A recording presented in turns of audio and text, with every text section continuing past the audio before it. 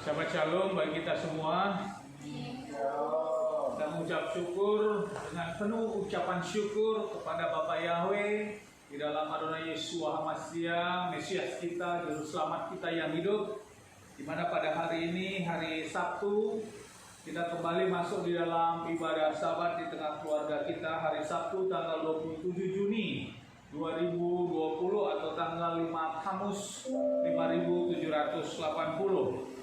Mari kita siapkan hati kita semua untuk masuk dalam ibadah Sabat kita, ibadah pertemuan-pertemuan kudus yang Bapak Yahweh perintahkan untuk kita rayakan setiap bagi orang yang percaya kepada Bapak Yahweh di dalam Adonai Yeshua HaMashiach, Mesias dan Juru Selamat kita yang hidup. Seperti kita lihat di dalam monitor kita, Lukas 4 ayat 16 berkata, di sini, dan dianya adalah Yeshua HaMashiach datang ke Nazaret, tempat dia telah dibesarkan, dan pada hari Sabtu, sesuai dengan kebiasaannya, dia Yeshua HaMashiach masuk ke sinagoga dan berdiri untuk berbicara.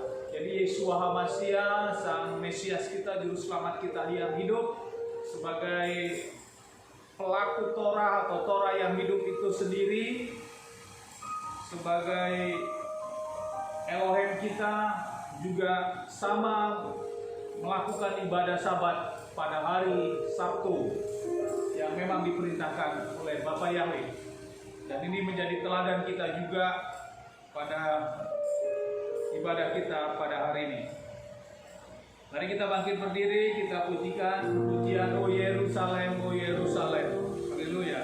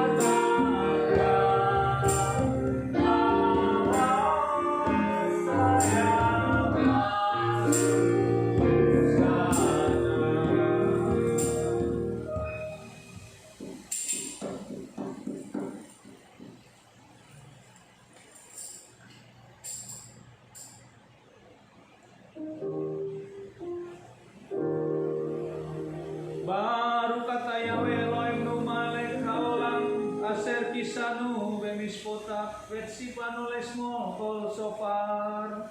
Terberkatilah dikau Yahweh Elohim kami Raja alam semesta, yang menguduskan kami dengan perintah-perintah-Mu dan memerintahkan kami untuk mendengar sofar.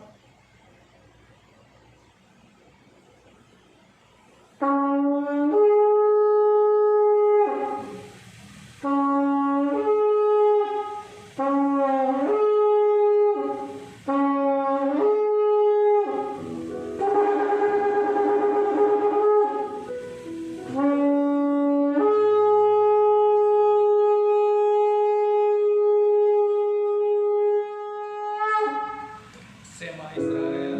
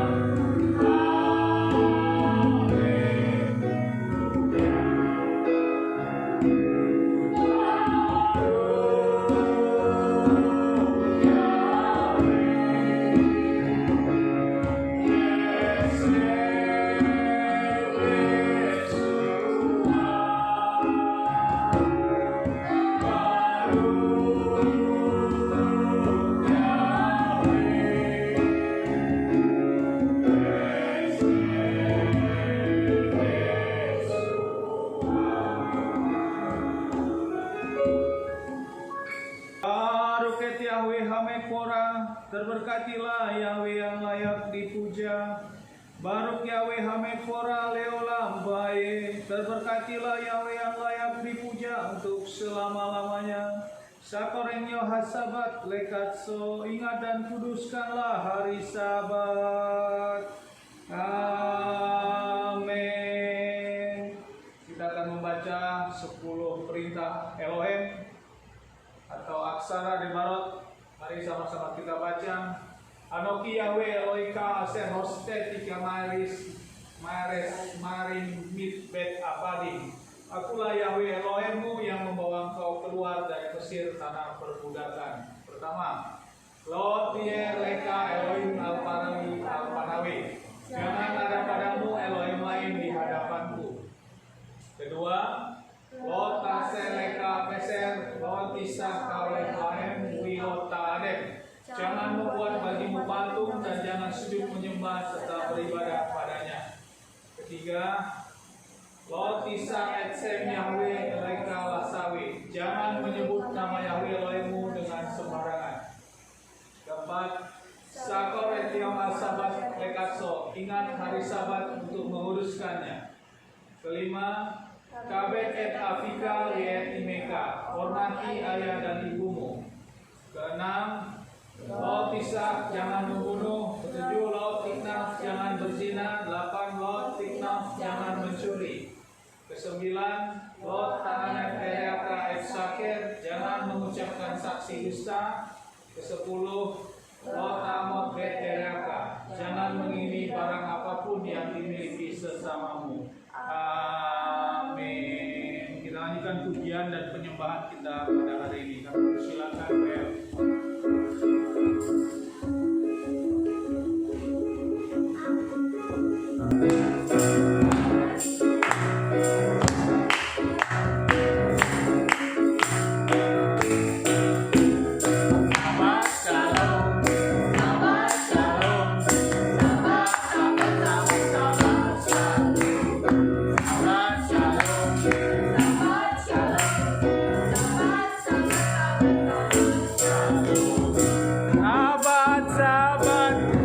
Sabat shalom, sabat sabat, sabat sabat shalom, sabat shalom, sabat shalom, sabat sabat sabat sabat shalom, sabat shalom, sabat shalom, sabat sabat sabat sabat shalom, shalom, shalom,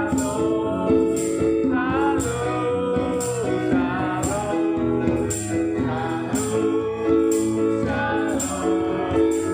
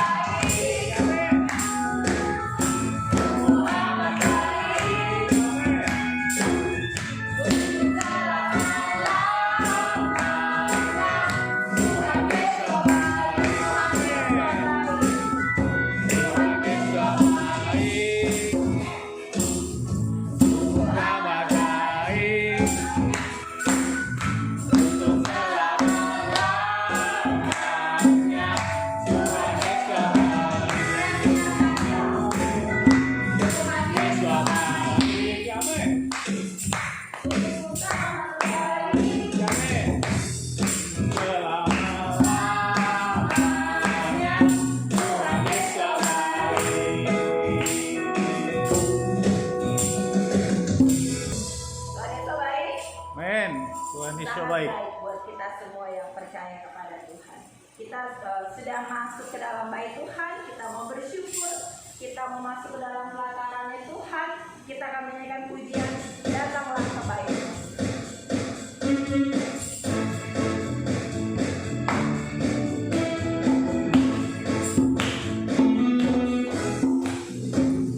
Datanglah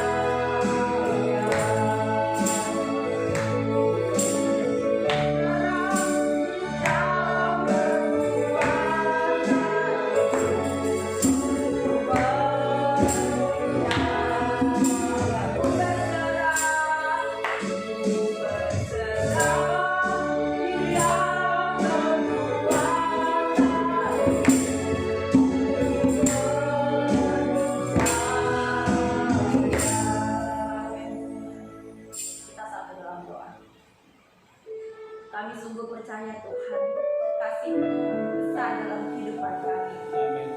Untuk setiap perkara yang boleh terjadi, kami percaya Engkau selalu ada buat kami. Amin. Untuk situasi yang saat ini sedang ada, kami percaya Kau izinkan hal ini boleh terjadi untuk kami. Tapi kami percaya Bapa, kuasa-Mu begitu sempurna buat setiap kami. Amin. Biarlah kami dilalukan dari badai ini Tuhan. Kami boleh terus sehat, kami boleh terus memuji dan menyembah Tuhan. Amin. Kami boleh bersuka di dalam Tuhan, lewat hati kami, lewat mulut kami, lewat pikiran kami. Amin. Biarlah kami boleh selalu menyaksikan haleluya dalam kehidupan kami. Amin. Dan biarlah banyak orang yang boleh melihat kami berbeda dari yang lain. Karena Bapa Yahweh ada di dalam kami. Amin. Terima kasih Tuhan. Biarlah kami boleh menjadi saksi Tuhan di tengah keberadaan kami, di tengah dunia ini, dan semua boleh melihat kasih Bapa Yahweh begitu sempurna buat setiap kami. Amin. Dan biarlah kami boleh menyalurkan kasih-Mu untuk setiap orang yang membutuhkannya. Dan biarlah kami boleh menjadi alat Tuhan yang baik, alat Tuhan yang berkenan untuk kerajaan Bapa Yahweh. Terima kasih Tuhan. Sebentar kami akan mendengar firman-Mu. Buka hati dan pikiran kami agar kami boleh menerima berkat-Mu pada hari ini. Sempurnakanlah setiap kami ya Tuhan. Bentuk kami dengan firman-Mu ini Tuhan. Biarlah setiap orang yang melihatnya, setiap orang yang mendengarkannya boleh menerima berkat ini dengan sama. Amin. Berkati juga Bapak Esra Amandia Purba yang akan memberitakan firman-Mu. Biarlah dia boleh dilawat penuh dan dikuduskan. Biarlah firman-Mu boleh mengalir lewat dia untuk setiap kami semua yang mendengarkannya. Amin. Terima kasih Bapa, terpujilah nama-Mu. Di dalam nama Tuhan Yesus HaMasiah kami sudah berdoa dan mengucap syukur. Haleluya. Amin. Haleluya, haleluya, haleluya bagi kita semua. Kita mengucap syukur kita sudah mengangkat pujian dan penyembahan kita dalam ibadah kita di hari Sabat yang kudus ini. Kita akan melanjutkan dalam Dafar Elohim atau firman Elohim yang sama-sama akan kita dengarkan. Adapun firman tema yang akan sama-sama kita dengarkan, kita sharingkan dalam ibadah Sabat ini adalah dengan tema ketekunan dan iman dalam doa. Diambil dari dasar firman yaitu Yakobus 1 ayat 6 sampai 7. Adapun firman sebagai dasar firman Yakobus 1 ayat 6 sampai 7 berkata, hendaklah ia memintanya dengan iman dan sama sekali jangan bimbang, sebab orang yang bimbang sama dengan gelombang laut yang diombang-ambingkan yang kemari oleh angin. 7. Orang yang demikian janganlah mengira bahwa ia akan menerima sesuatu dari Tuhan atau dari Bapa Yahweh. Saudaraku, tema tentang ketekunan dan iman dalam doa ini adalah tema yang diambil menjadi bagian lanjutan dari tema minggu lalu. Ya, minggu lalu tentang tema yaitu kok doa saya belum dijawab ya. Nah, ini artinya Bapak Ibu Saudara sekalian, agar kita diteguhkan lagi tentang hal doa ini. Kita akan lihat kembali pada minggu lalu tema tentang kok doa saya belum dijawab ya. Itu ada 5 hal mengapa doa kita masih belum dijawab yang harus kita introspeksi. Yaitu apakah kita sudah sungguh-sungguh menjadi anak Bapa Yahweh. Ini yang pertama, mungkin nanti bisa didengarkan di dalam firman di minggu lalu. Kemudian yang kedua, apakah kita masih hidup di dalam dosa? Ini harus kita beresi. Kemudian yang ketiga, tidak mau mendengarkan firman Elohim Yahweh. Kemudian yang keempat, perlunya ketekunan. Dan yang kelima, Bapa Yahweh mempunyai rencana lain. Jadi kita akan mendalami lagi tentang perlunya ketekunan ini. Saudara-saudara kekasih di dalam Yesus HaMasiah. Seperti dasar firman kita tadi di dalam Yakobus 1 ayat 6 sampai 7, bahwa di sini dikatakan hendaklah ia meminta dengan iman dan sama sekali jangan bimbang. Ada kata poin di sini yaitu tentang iman dan jangan bimbang. Nah, berbicara tentang kita berdoa, memang kita juga harus memiliki iman kita terhadap doa itu. Di dalam tahapan yang keempat ini perlunya ketekunan dan adanya iman. Nah, kita berbicara tentang iman di dalam doa ini apa? Mari kita lihat dulu tentang apa itu iman. Di dalam Ibrani 11 ayat 1 dikatakan, dan iman adalah dasar perkara-perkara yang diharapkan, bukti dari hal-hal yang tidak kelihatan. Jadi di dalam Ibrani 11 ayat 1 ini dikatakan bahwa iman adalah dasar. Ya, sekali lagi dasarnya, dasar sesuatu, perkara-perkara yang diharapkan itu harus berangkatnya dari iman kita. Jadi iman ini adalah sesuatu yang istimewa dalam hal doa kita. Karena kita harus berangkat dari iman kita sebagai dasar perkara-perkara untuk pengharapan kita, bukti dari hal yang tidak kelihatan, yang disebut namanya iman. Ya. Nah, jadi di dalam Yakobus 1 ayat 6 sampai 7 ini tadi, di dalam hal meminta harus dengan iman. Nah, iman kita harus meyakini dengan sungguh-sungguh. Nah, sehingga kita siang hari ini akan melihat apa itu iman itu. Ya. Selanjutnya di dalam Yakobus 2 ayat 17 dikatakan demikian juga tentang iman. Demikian pula iman, jika dia tidak mempunyai perbuatan, dengan sendirinya dia itu mati. Nah, jadi iman ini adalah dasar, kemudian untuk mewujudkan harus dilakukan dengan perbuatan. Saudara-saudaraku, nah, dihadapkan dengan doa-doa kita, ini juga sama, saudaraku.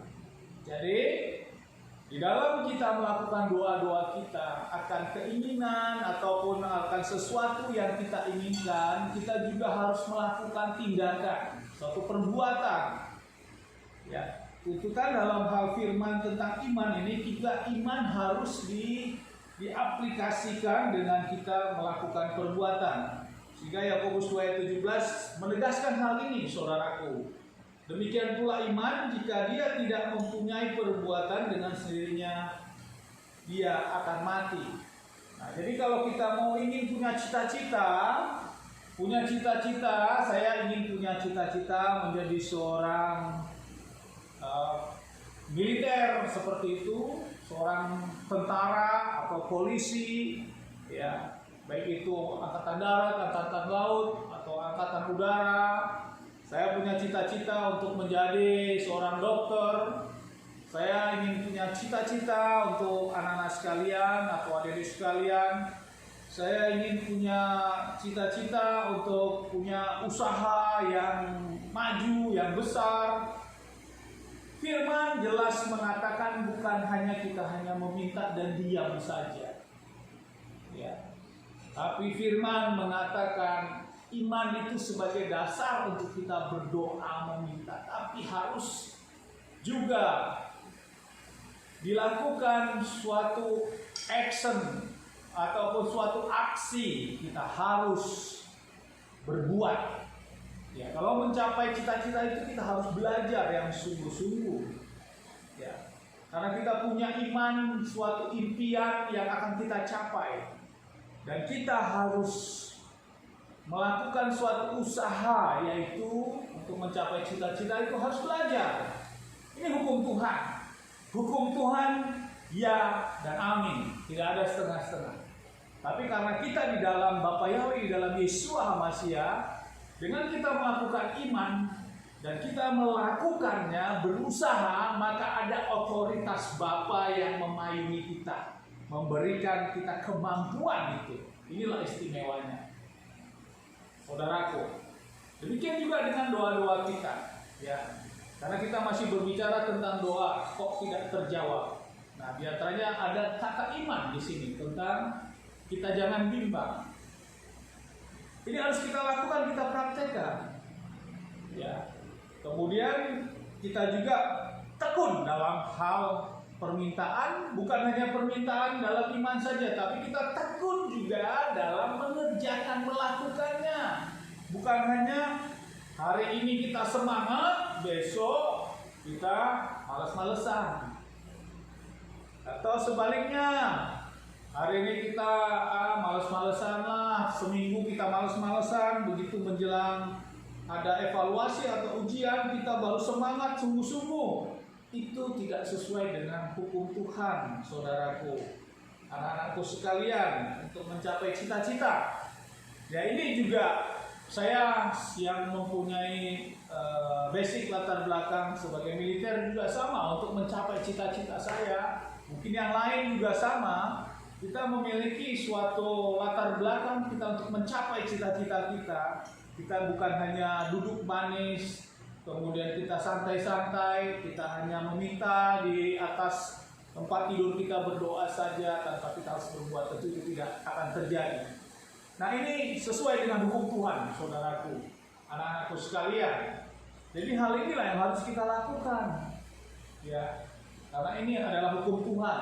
Dan kita percaya kalau kita lakukan dengan kemampuan kita, dengan potensi yang ada pada kita, karena kita memiliki Bapa Yahweh di dalam Yeshua HaMashiach yang pemilik alam semesta kehidupan ini, dan Dia kita senangkan, kita melakukan perintah-perintah ini, dan kita punya iman percaya juga bahwa Bapa akan melihat hal itu, dan kerinduan kita waktu yang tepat Bapa Yahweh, kita percaya dengan iman kita juga akan menjawab. Kita akan diberi kemudahan dalam melangkah untuk mencapai cita-cita kita, untuk mencapai harapan-harapan kita itu.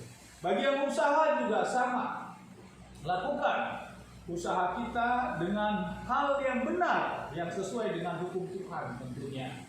Kita harus ada hikmat dalam mengambil keputusan-keputusan mana yang tepat dengan hukum Tuhan dan tidak. Dan kita harus lakukan, dan kita percaya dalam hal ini. Jangan bimbang karena kita melakukan otoritas dari Bapa Yahweh. Ini saudaraku yang harus kita renungkan di dalam tentang kebimbangan ini. Jangan bimbang, dan kita harus memiliki iman itu tadi. Saudaraku, kalau kita lihat berbicara tentang iman, ada beberapa contoh. Kita lihat di dalam contoh seorang yang mengalami pendarahan, ini dalam hal kesembuhan. Wanita yang mengalami pendarahan selama 12 tahun. Di dalam Matius 9 ayat 20 sampai 22 dikatakan, saudaraku, ayat 20 dikatakan, dan lihatlah seorang wanita yang menderita pendarahan 12 tahun. 12 tahun, saudaraku, bukan hal yang singkat, tapi cukup lama dan cukup menderita. Wanita ini mengalami pendarahan terus-menerus. Kalau kita hadapkan dengan kondisi sekarang, saudaraku, investasinya juga cukup banyak. Dia harus membeli mungkin alat pembalut seperti sekarang, kondisi wanita harus berobat dan sebagainya. Ya, investasinya sudah cukup banyak dia harus habiskan selama 12 tahun, saudaraku. Dengan mendekati dari belakang, dia menjamah jubahnya. Ayat 21, sebab ia berkata kepada dirinya sendiri, kalau saja aku dapat menjamah jubahnya, aku akan sembuh. Ayat 22, dan Yeshua setelah berpaling, dia berkata, teguhkanlah hatimu, nak, imanmu telah menyembuhkan engkau. Dan sejak saat itu sembuhlah wanita itu. Saudaraku, kalau kita renungkan tentang firman ini, saudaraku, dalam Matius 9 ayat 20 sampai 22, kita percaya bahwa wanita yang melakukan pendarahan ini baru mendengar tentang Yeshua mungkin belum lama.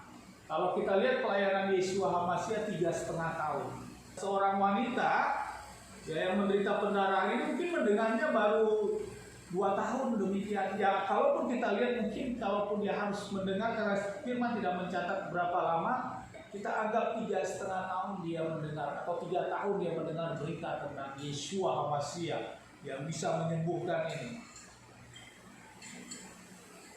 Nah, ada suatu kerinduan dan keyakinan dia bahwa dia apabila menjamah saja, menjamah jumbai jubahnya. Jadi Yeshua juga kemana-mana memakai perlengkapan tali jumbai jubah, yaitu seperti ini, seperti kita lihat ini sit ya. Dia punya iman, dia cukup menjamah saja maka dia percaya akan sembuh. Saudaraku, inilah yang dilakukan oleh wanita yang mengalami pendarahan ini. Dan Yeshua katakan, teguhkanlah hatimu nak, imanmu telah menyembuhkan engkau. Dan sejak saat itu sembuhlah wanita itu. Jadi saudaraku, di dalam perikop ini Yeshua katakan imanmu, ya, imanmu. Teguhkanlah hatimu, imanmu telah menyembuhkan engkau. Jadi perkataan iman yang sebagai dasar satu pengharapan ini tadi ternyata memiliki otoritas.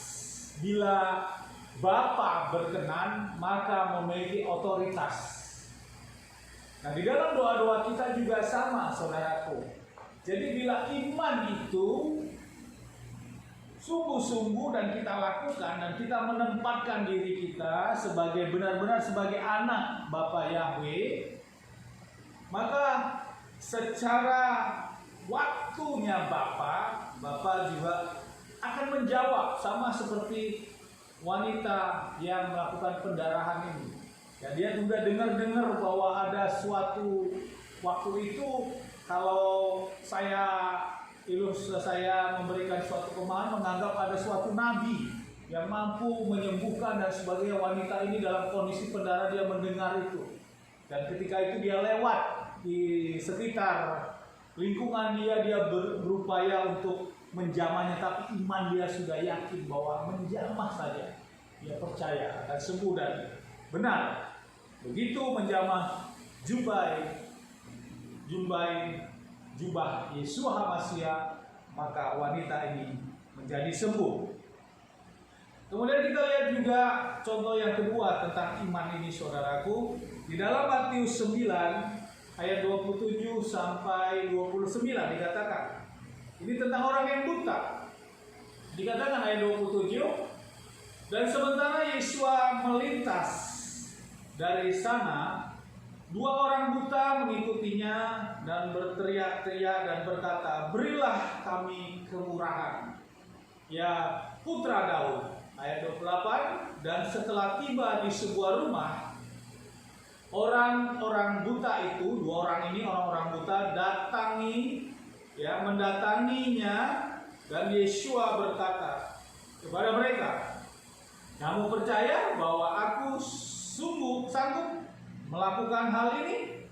Mereka berkata kepadanya, ya Tuhan.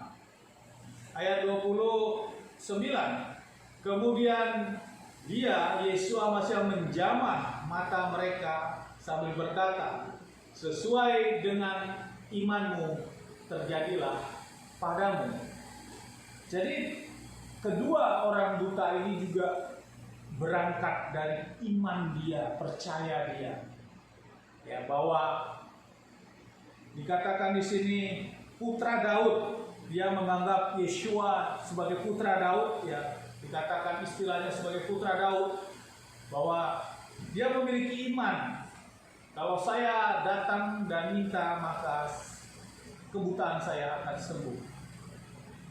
Sehingga di sini jelas dikatakan sesuai dengan imanmu terjadilah padamu, dan yang buta menjadi melihat, saudara. Karena di sini Yeshua katakan sesuai dengan imanmu.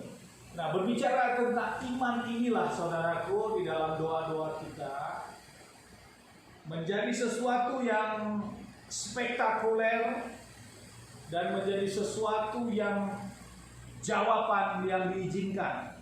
Karena iman diawali dengan dasar iman percaya kita bahwa sesuatu yang kita harapkan, seperti orang pendarahan, wanita pendarahan, dan orang buta ini juga sama.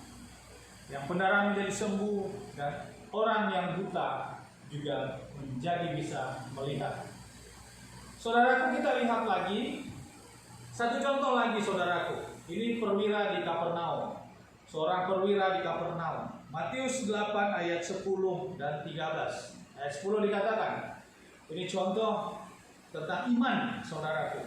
Dan Yesua setelah mendengarkan, dia kagum, berkata kepada mereka, bahkan di antara orang Israel pun aku tidak menemukan iman sebesar ini. Langsung kita lihat di ayat ke-13-nya. Dan Yesua berkata kepada perwira itu, pergilah, dan sebagaimana yang telah engkau imani, terjadilah bagimu. Dan pada saat itu hambanya disembuhkan. Saudaraku, berbicara di Matius 8 ayat 10 tentang perwira Kapernaum ini, saudaraku, ini adalah seorang perwira yang memiliki, kalau diilustrasikan sekarang, perwira memiliki bawahan, ya, memiliki anggotanya yang dalam keadaan sakit, lumpuh, saudaraku. Dan dia datang kepada Yesua HaMasiah dengan memaksa untuk datang kepada Yesua HaMasiah. Dan dalam suatu dialog, Yesua katakan bahwa Yesua akan datang. Tapi perwira ini, saudaraku, berkata, sebagai bahasa yang mungkin mudah kita pahami, Yesua, engkau tidak perlu datang, tapi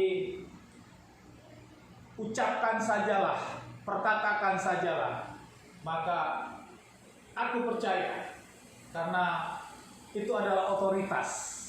Sama seperti di dalam kehidupan militer atau perwira ini, saudaraku. Suatu militer, perwira mempunyai otoritas. Setiap ucapan perkataannya, maka anggotanya harus melakukan, dan itu akan terjadi. Sehingga Yesua sangat melihat hal ini sesuatu iman yang luar biasa.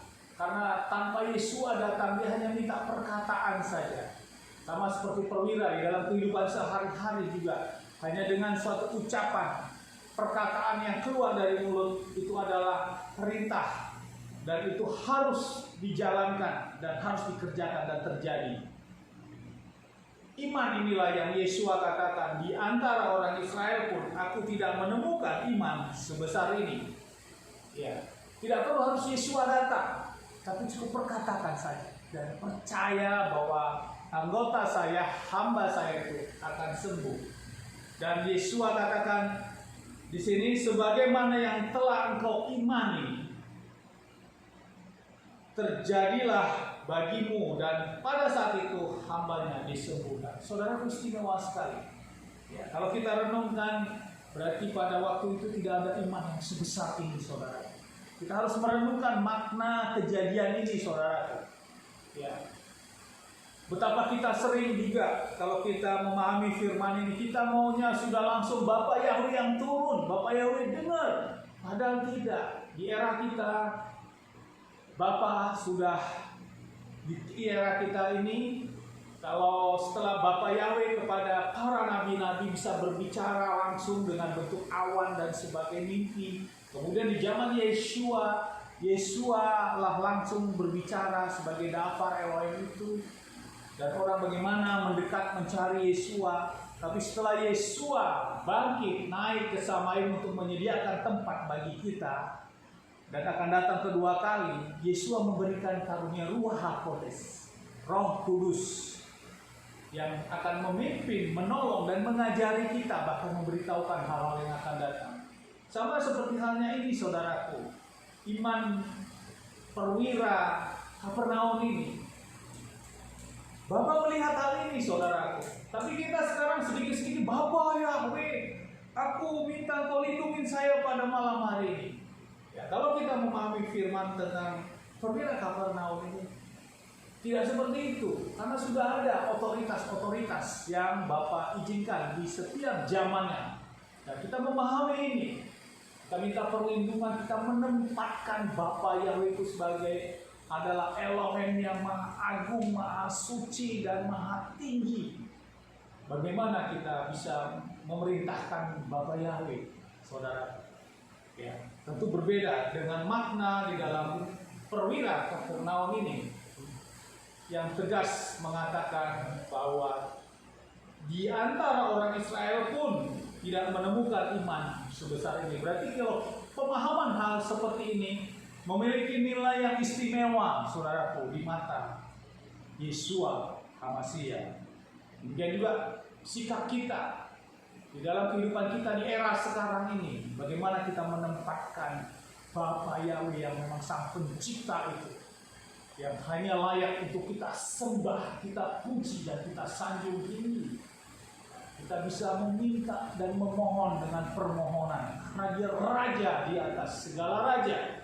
Dia bukan partner yang setara dengan kita, saudaraku. Dia adalah keagungan, kemuliaan, saudaraku.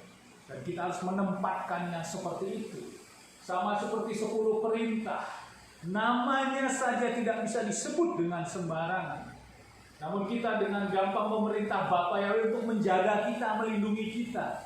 Terkesan apakah Bapa Yahweh sebagai tanda kutip penjaga kita, ya, sebagai sapam kita? Tidak, saudaraku. Kita harus memahami otoritas ini seperti perwira ini. Dia tahu menempatkan siapa Yeshua sesungguhnya. Tidak perlu Yeshua datang, cukup firman ataupun perkataannya sudah cukup. Dan inilah yang dinilai oleh Yeshua HaMashiach. Tidak ada iman yang sebesar ini di Israel. Ada istimewa dalam hal ini, saudara. Kita harus memahami konten ini ya Pak, di dalam menjalani kehidupan iman kita. Saudaraku, sehingga muncul yang menjadi masalah dihadapkan dengan hal itu juga. Yang menjadi masalah, kita menempatkan iman di dalam hati dan pikiran kita, dan iman itu menjadi mengatur Bapa Yahweh. Nah, ini yang terjadi, saudaraku. Ya, kita tanpa sadar, kita tergerus. Kita memiliki suatu menganggap diri kita otoritas, kita ini sama Bapa Yahweh seperti teman, partner. Kita dengan iman percaya kita memaksa, justru memaksa kehendak Bapa Yahweh. Ini yang harus kita pahami, jangan terjadi, saudaraku. Ya, karena iman kita adalah suatu pengharapan saja. Bentuk pengharapan itu tangan di bawah, saudaraku. Namanya berpengharapan. Iman adalah pengharapan, sesuatu pengharapan, berarti tangan di bawah, bukan kita menjadi setara.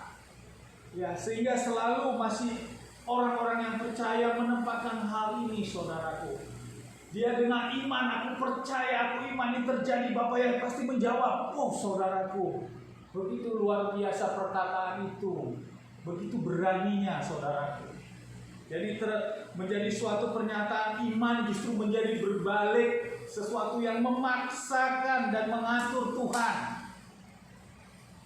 Itu yang banyak terjadi kondisi di dalam kehidupan orang percaya saat ini, karena menganggap suatu sudah menjadi suatu keyakinan sekali dan menjadi mengatur apa yang dia inginkan itu pasti akan terjadi dan mengatur Bapa Yahweh. Inilah yang terjadi, saudara, dan inilah yang harus kita benahi sehingga kita bisa menempatkan iman kita itu, saudara, di dalam doa-doa kita.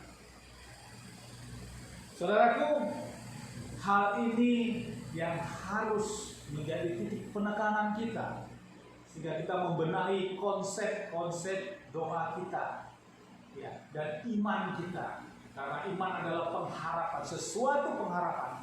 Kita harus menempatkan Bapa itu adalah Elohim yang Maha Kudus, Bapa yang Maha Agung, Tuhan yang harus disembah, dipuji, disanjung, dimuliakan dan diagungkan. Dan dengan iman kita meminta dengan pengharapan, sesuatu yang meminta, memohon. Bukan kita memaksakan pasti terjadi. Ya, iman-iman seperti ini selalu sering kita dengar, pasti terjadi, pasti dijawab, saudaraku. Ya. Jadi dengan iman ini kita memaksa mengatur Bapa Yahweh justru, saudaraku. Hati-hati, saudaraku. Ya. Apakah posisi kita seperti itu, setara dengan hal itu, seolah seperti teman setara sesama manusia? Oh, jauh sekali, saudaraku. Siapa kita, saudaraku? Yang perlu kita renungkan tentang penempatan iman kita itu. Kemudian kalau kita lihat, saudaraku, hal ini juga Yesua tegur, sama seperti saat Yesua hendak disalib. Dia bertemu dengan Petrus, dan pernyataan Petrus seperti ini dalam Matius 16 ayat 23. Namun seraya berpaling, dia berkata kepada Petrus, "Enyahlah dariku, hai setan, engkau adalah sandungan bagiku." Kita lihat yang warna merah. Karena engkau tidak memikirkan perkara-perkara Elohim, melainkan perkara-perkara manusia. Ini dia, saudara. Tentang iman kita, kita hanya memikirkan perkara-perkara manusia sesuai otak kita saja. Kita menganggap suatu kesetaraan kita dengan Bapa. Karena kita menganggap kita tidak mengerti, kita tidak memahami tentang perkara-perkara Elohim, Bapa Yahweh yang harus disanjung tinggi, yang harus dimuliakan, diagungkan. Dan kita beriman, berpengharapan itu tangan di bawah, memohon, saudaraku. Ya. Bukan kita justru iman kita memaksa, memerintah, tanda kutip terkesan memerintah Bapa untuk melakukan apa kehendak kita. Sehingga di sini ditegur, saudara, karena engkau tidak memikirkan perkara-perkara Elohim, melainkan perkara manusia. Karena dia berpikir perkara sesuai dengan perkara manusia. Di balik itu dikatakan, hai setan, berarti ada kuasa setan. Bila kita menganggap kita menjadi suatu kesetaraan, memerintah Bapa Yahweh, siapa kita? Inilah yang ditegur Petrus saat menghalangi Yesua harus menjalankan suatu kebenaran yang diperintahkan Bapa itu melakukan penebusan di dalam penyaliban. Kita renungkan ini, saudara, kita harus merubah ini. Jangan kita tanpa sadar kita menganggap kita benar, tapi sebaliknya keinginan, pikiran-pikiran Bapa yang kita tidak pahami, namun pikiran-pikiran perkara manusia lah yang kita lakukan. Untuk itu, saudaraku, kita perhatikan tentang upaya tadi bahwa iman harus dilakukan dengan perbuatan. Kita kembali ke situ, saudaraku. Jadi kalau kita lihat, saudaraku, tentang wanita pendarahan ini tadi, selain dia punya iman, kita lihat bagaimana perbuatannya, saudaraku. Dikatakan, dan lihatlah seorang wanita penderita pendarahan 12 tahun dengan mendekat dari belakang ia menjamah jubahnya. Saudaraku, kalau berbicara di sini kita bisa lihat wanita pendarahan ini berjuang, saudaraku. Tentu dia dalam keadaan pendarahan di rumah, jalan aja susah, saudaraku. Di zaman waktu itu bagaimana pendarahan, dia berupaya menutup pendarahannya karena tahu Yesua datang. Dia harus berjuang di tengah-tengah kerumunan orang banyak ini, saudaraku. Dia berupaya untuk mendekati Yesua HaMashiach untuk menjamah jubahnya. Jadi iman dia untuk sembuh, tapi dia ada suatu action yang harus dia lakukan. Dia harus perbuat dengan berjuang untuk mendekati Yesua HaMashiach. Ini yang harus kita pahami juga dengan doa-doa kita, dengan iman kita, dengan kerinduan-kerinduan doa kita. Dan kita mau tidak mau firman mengatakan kita harus berbuat, kita harus bekerja. Ya, kita mau mendapatkan makan, kita harus bekerja, bukan hanya duduk manis dan berdoa. Dan tahu-tahu orang ketok pintu ngasih makan, tahu-tahu ada istimewa turun dari langit jatuh makanan. Tidak seperti itu, saudaraku. Wanita pendarahan ini juga punya usaha, punya yang harus dia kerjakan untuk berjuang mendekati Yesua HaMashiach, dan dia sampai mendapatkan sit atau jubah dari Yesua HaMashiach. Berangkat dari iman, dia bekerja berusaha untuk mendekati, itulah perbuatan tadi. Maka iman harus bersama dengan perbuatan. Dan endingnya terjadi kesembuhan, saudara. Kita lihat juga tadi yang kedua tentang orang buta. Bagaimana kedua orang buta ini, saudaraku? Di dalam Matius 9 ayat 20 dikatakan, dan lihatlah, ulangi Matius 9 ayat 27. Dan sementara Yesua melintas dari sana, dua orang buta mengikutinya dengan berteriak-teriak dan berkata, berilah kami kemurahan, ya putra Daud. Dia punya iman, saudaraku. Orang buta mengikuti dari belakang. Kita bayangkan, saudaraku. Orang buta memang bisa melihat secara dia di luar kita sebagai orang yang memiliki mata. Tapi bagaimana dia mengikuti di tengah keramaian orang. Di mana Yesua ada, maka keramaian orang ada. Di tengah-tengah seperti dia berjuang, saudara, untuk mendekati. Sambil berteriak-teriak, ada upaya dia, berikan kami kemurahan, ya Yesua. Dan dia mendekat, saudara, orang buta ini dengan berjalan dengan tongkat untuk mendekati Yesua HaMasiah. Inilah tadi iman dia ada dan ditambah dengan perbuatan dia untuk mendekat kepada Yesua HaMasiah. Jadi ini terjawab, iman dibarengi dengan perbuatan dan keteguhan dan keyakinan. Dan terakhir endingnya orang buta ini akhirnya sembuh, saudara. Sama juga halnya dengan perwira di Kapernaum itu juga, saudaraku. Dikatakan, kita mundur di ayat 8-nya, saudaraku. Di ayat 8-nya tentang perwira di Kapernaum. Dan seraya menanggapi, perwira itu berkata, Tuhan, aku tidak layak bahwa engkau masuk ke bawah atapku.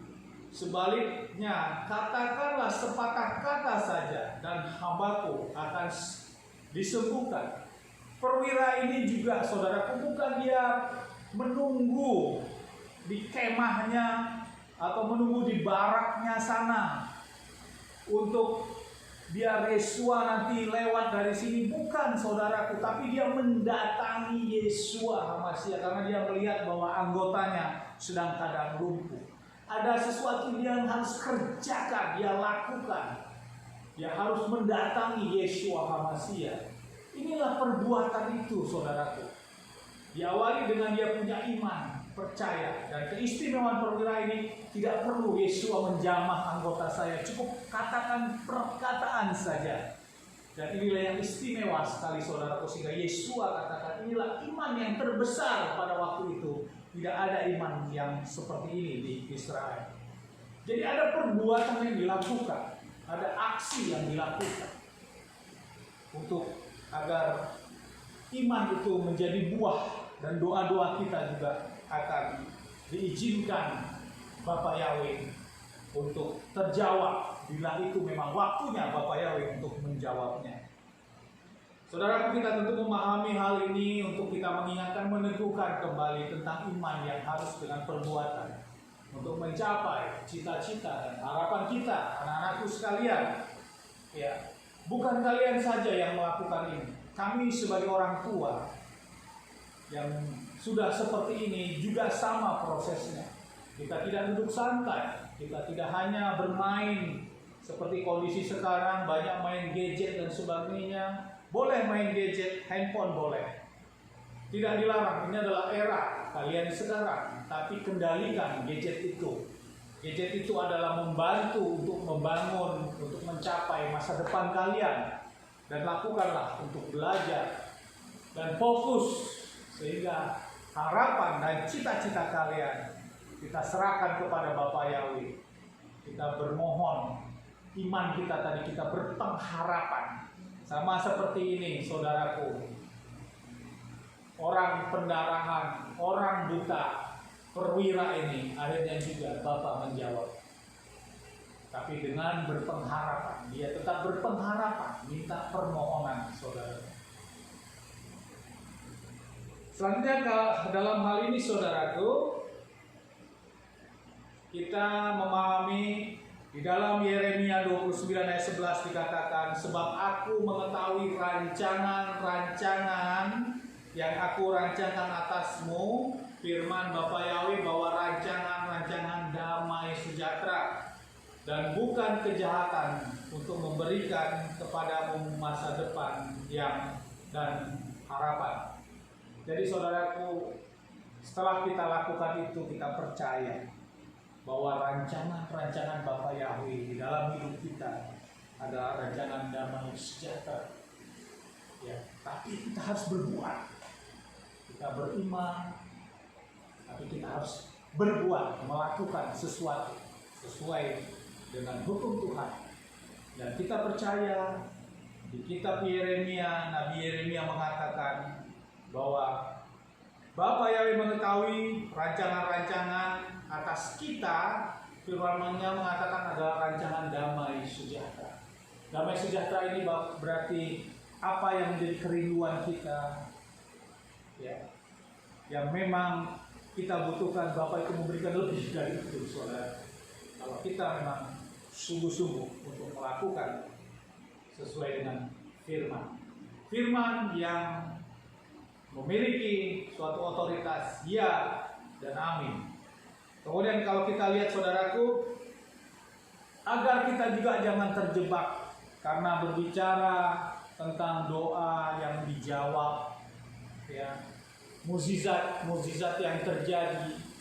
Apabila kita tidak memahami dengan dasar firman, itu bisa saja sesuatu keinginan, namun hanya berpikir tentang, di dalam ilmu psikologi ada yang dikatakan suatu pikiran positif, ya, hanya memikirkan dari sisi manusia saja dan konsentrasi penuh, tapi tidak melibatkan otoritas Bapa Yahweh.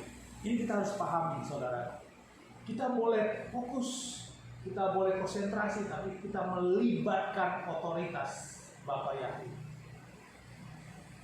Sehingga yang terjadi itu juga sesuai dengan kehendak dan tatanan aturan Bapa Yahweh, saudara. Jadi jangan sempat kita melakukan seperti teguran Yeshua HaMasiah di Matius 7 ayat 22 sampai 23 ini. Jadi katakan, banyak orang berkata kepadaku pada hari itu, Tuhan, Tuhan, bukankah dalam namamu kami telah bernubuat dan dalam namamu kami mengusir roh jahat? Kami melakukan banyak mukjizat, ya, banyak doa terjawab, mendoakan orang sembuh. Tetapi di ending terakhir, dan pada waktu itu aku mengatakan kepada mereka, aku tidak pernah mengenal kamu. Enyahlah daripadaku, hai kamu yang mengerjakan kejahatan. Karena apa? Yang dia lakukan tidak sesuai dengan kehendaknya Bapa Yahweh. Memang terjadi sesuatu yang istimewa karena dia melakukan seperti hanya Petrus tadi, ya, yang ditegur oleh Yeshua HaMasiah, ya, di dalam Matius 16 ayat 23 tadi, karena engkau tidak memikirkan perkara-perkara Elohim, namun melainkan perkara-perkara manusia saja. Suatu mukjizat terjadi karena dia pikirkan adalah perkara manusia. Tapi di dalam Matius 7 ayat 22 dan 23 ini, yang diinginkan adalah mengerjakan kehendak Bapa Yahweh.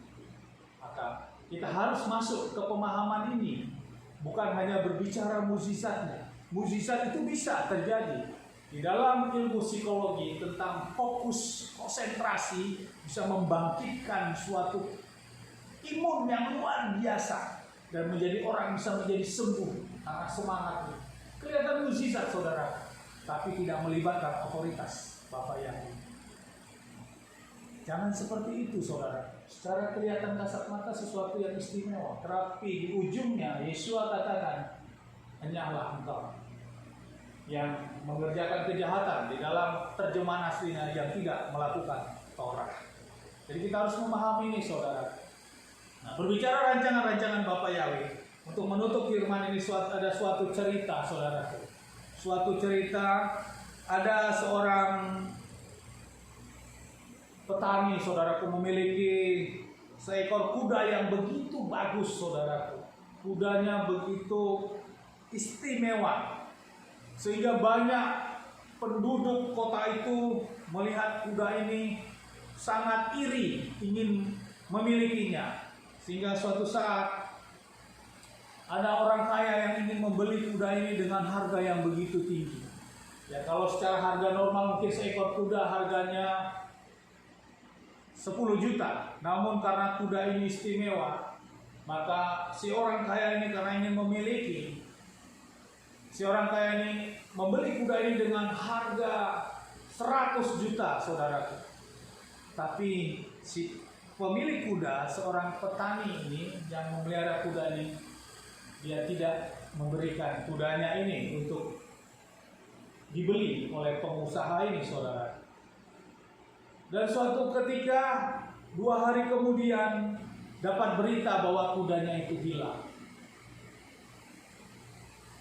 Sehingga penduduk desa mereka berkata, makanya sudah tahu di harga mau dibeli dengan harga mahal, kamu nggak mau menjualnya. Lihatlah akhirnya kudamu hilang, saudaraku. Semua orang kampung mengutuki petani ini. Bahkan istilah sekarang menyumpahi. Makanya kapok kamu. Udah mau ditawar tinggi-tinggi, tidak kamu jual. Itu adalah pikiran manusia, saudara. Tapi waktu berjalan, si petani ini tetap berpengharapan. Ya, dia punya iman, saudara. 2 hari kemudian ternyata kudanya ini datang lagi, saudara. Karena ternyata kudanya ini lepas dan pergi jauh. Dia datang, saudaraku, bukan hanya sendirian, tapi kudanya ini datang, saudaraku, membawa kuda-kuda lain dari hutan sebanyak 5 ekor. Itulah dia, saudaraku, yang tidak dipikirkan manusia, Tuhan berikan. Nah, kemudian saudaraku, 5 ekor kuda ini datang dan memiliki kualitas yang sama seperti kuda yang pertama. Ya, akhirnya saudaraku, si anak petani ini saking bangganya dia naiki kuda ini, saudara.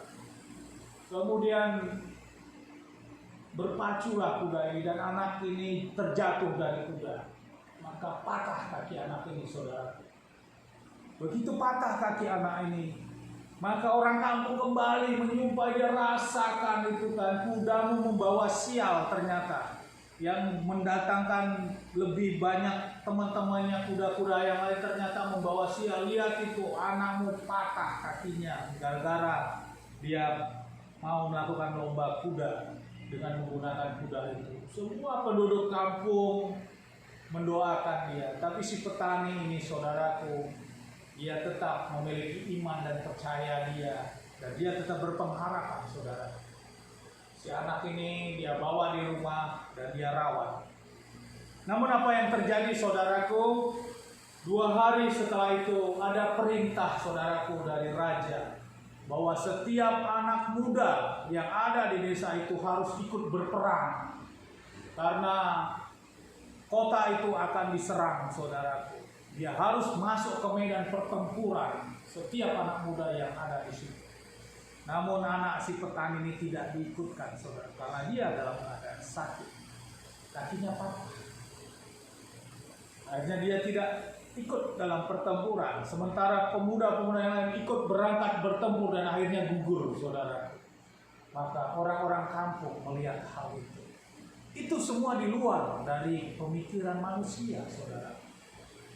Tapi pengharapan, penyerahan ini yang mempunyai otoritas. Akhirnya anak itu sembuh. Dan orang petani ini masih tetap memiliki anak. Dan orang petani ini masih memiliki kuda yang tambah banyak, saudaraku, dan diberkati luar biasa. Sementara orang-orang kampung yang lain sudah kehilangan anaknya yang mati di dalam pertempuran. Artinya Bapak ya, inilah saudara-saudaraku, Bapak ya punya rencana yang istimewa, yang di luar dari rencana kita. Kita hanya bisa bermohon, berpengharapan. Bukan kita mengatur. Dengan iman kita justru mengatur-atur Bapak Yahweh agar hal itu terjadi. Ini yang harus kita benahi tentang iman kita, tentang keteguhan kita. Kiranya firman ini dapat meneguhkan kita semua, menjadi berkat buat kita semua. Kita tetap maju dan kita kembalikan di dalam menjalani kehidupan ini, kita kembalikan kepada firman. Saudaraku, percayalah, Bapak Yahweh mempunyai rencana yang indah. Rancangan Bapak Yahweh itu adalah rancangan yang indah, damai sejahtera bagi setiap orang yang percaya dan melakukan perintah-perintahnya. Sukses besar, Bapak Yahweh dipermuliakan dan memberkati kita semua. Amin. Haleluya. Haleluya.